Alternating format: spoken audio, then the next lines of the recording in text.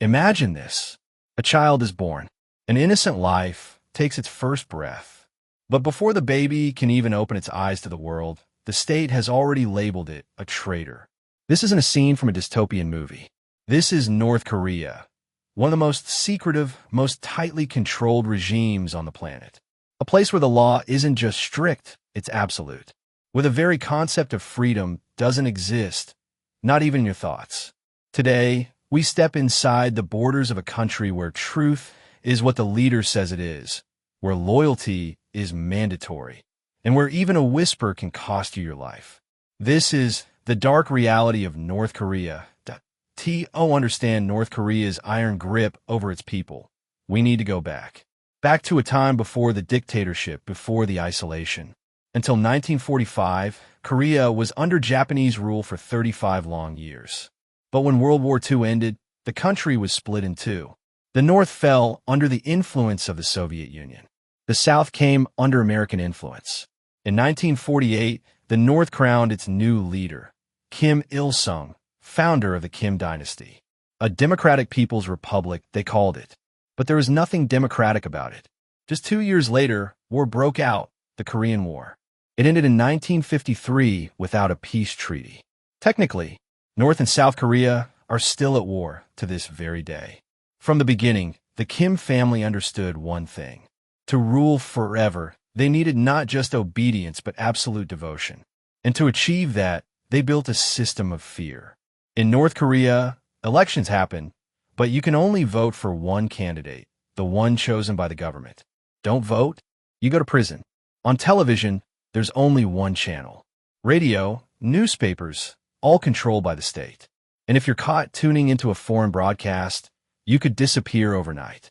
Here, you could be arrested not for committing a crime, but for thinking about one. An unspoken thought against the regime could be your last.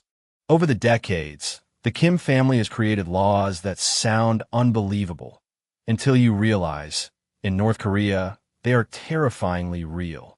In 2024, the government banned sunglasses and even certain wedding dresses. Why? Because they weren't in line with state-approved culture. At metro stations, you won't hear music, only speeches from the Kim family, echoing through loudspeakers. And you're not allowed to talk while they play. Watch a South Korean drama? You could end up in a labor camp. A Hollywood movie? You might never be seen again.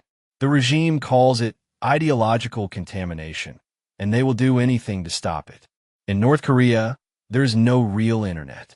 Only a closed, government-run intranet. Every search, every message, every click, monitored by the state. Making an international phone call without permission? Illegal. Traveling from one city to another? You need a special permit. Owning property? Impossible. Everything belongs to the state. Religion? Forbidden. Yes, there are churches, but they exist only for show, to convince outsiders that there's freedom of faith. Anyone who genuinely practices is sent to prison camps. Perhaps the most chilling law of all, 3-generation punishment. If you oppose the government, not only you, but your parents and even your children and grandchildren can be imprisoned. That means a child, born decades later, can be branded a traitor before they've even spoken their first word. Why? To make sure that no bloodline of rebellion survives. Every neighborhood is under constant surveillance by government informants. Neighbors spy on neighbors, friends on friends, and children on their own parents. Every week, citizens are forced to attend self-criticism sessions, public confessions where they admit even the smallest mistakes. I did not praise Kim Jong-un enough. I admired a foreign object. I hid someone's weakness from the authorities. The others in the room then criticize you while you beg for forgiveness. Haircuts? Only from a government-approved list. Clothes? No jeans, no bright colors, no foreign brands. Food? Certain dishes are banned.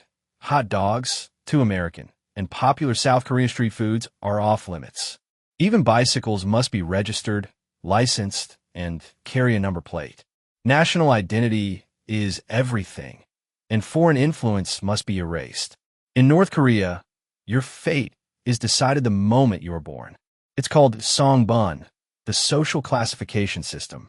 Core class, descendants of those who fought with Kim Il-sung.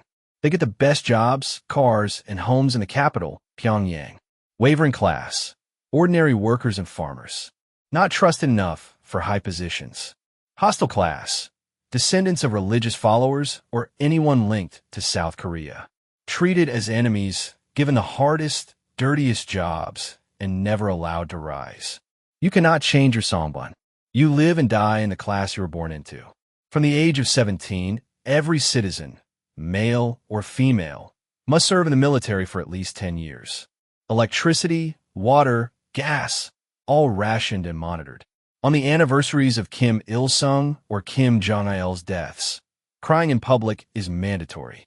Fail to show grief, and you'll be suspected of disloyalty. In every home, portraits of the leaders must be displayed and cleaned daily. Children memorize the leaders' speeches in school, word for word. North Korea even runs on its own calendar, the Jewish calendar, starting from the birth year of Kim Il-sung in 1912. So while the rest of the world is in 2025, in North Korea, it's the year 113. Why does the regime keep its people so isolated? Fear. Fear that if the truth about the outside world spreads, the people will rise against them. So they ban travel, control media, and crush dissent before it begins. International sanctions over North Korea's nuclear program have only made the isolation worse. And since no one knows exactly what's happening inside, the few stories we have come from defectors, and even they don't have the full picture. What we do know is that life inside is harsher than most of us can imagine. A place where freedom is a dream and obedience is the only way to survive.